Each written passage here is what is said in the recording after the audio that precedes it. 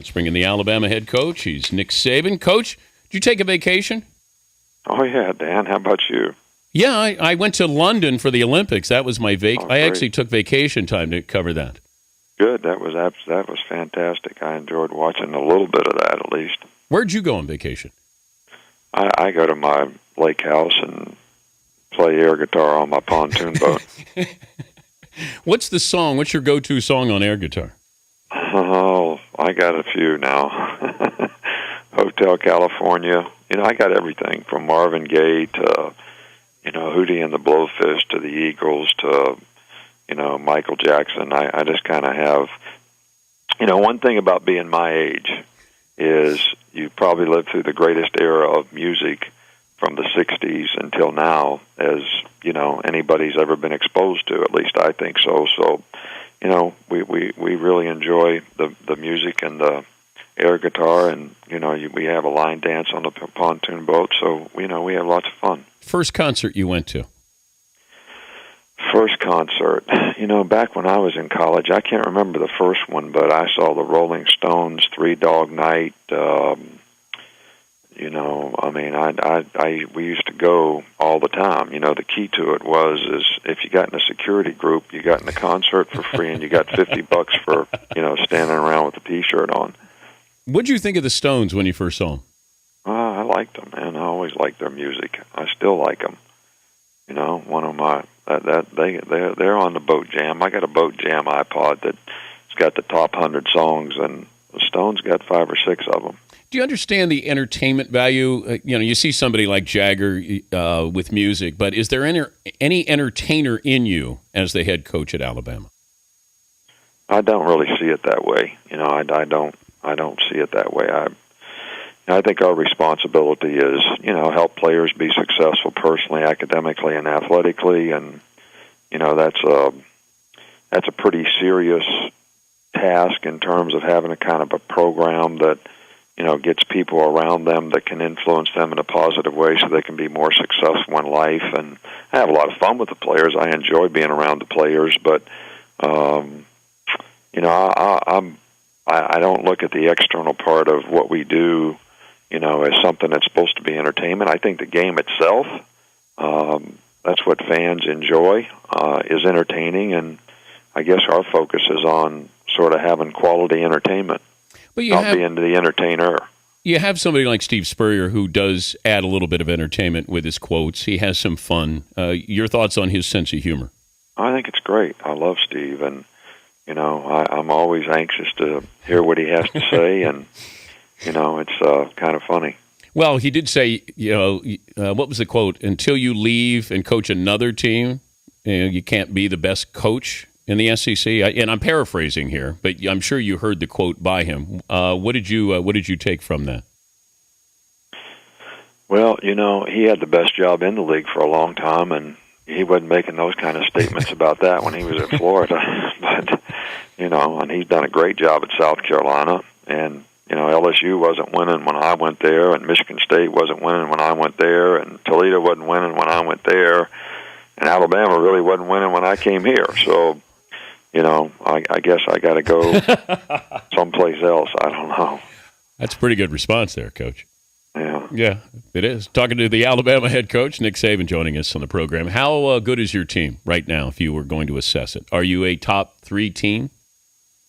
Well, I don't really, I can't make that statement, until we play the games, and we have some great games coming up, which the first game against Michigan is a great game, and, a lot of games to be played, and, you never really truly know the identity of your team until they get out there and compete and play.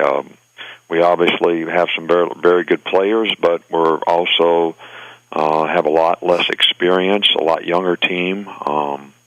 Everybody's got a new role on the team, whether it's even the guys that came back from last year's team. Their role's different, whether it's a leadership role or whatever it needs to be to help the team be successful, and how everybody sort of responds and how that all comes together, really determines, what kind of team you have until you see them go out there and compete against good competition, how they respond to adversity, how much resiliency they have, how well they prepare themselves to go out and play on a consistent basis. You really don't know that for sure. And So I can't really say. I'm anxious to find out. I will say that.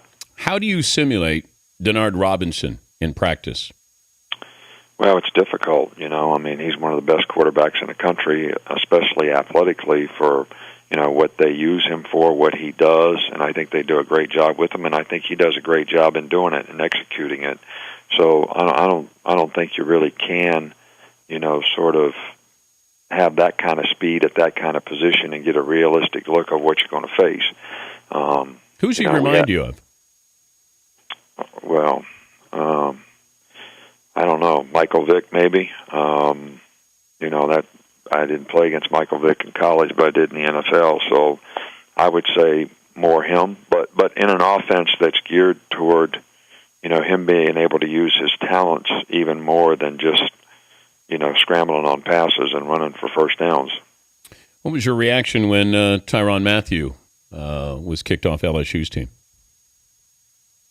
Well, we obviously like to try to do the best job that we can, and I know they do the same thing at LSU in terms of helping our players make good choices and decisions about what they do and what they don't do, so they can take advantage of their gifts and be more successful in their career development, academically and athletically. And no one's ever happy that you see a player that has such fantastic potential that's not going to be able to participate with his team this year. And it's a lesson for all of us to try to do a better job with our players so that they don't make choices and decisions that have these kind of consequences for them. You used it as a learning or teaching tool with your players? Oh, I think absolutely. I think any time that there's any circumstance or situation out there that players can relate to, especially when it involves one of their peers, I think maybe those kind of things hit home a little bit. Last time you talked to Coach Belichick? I haven't talked to Bill since early in the summer.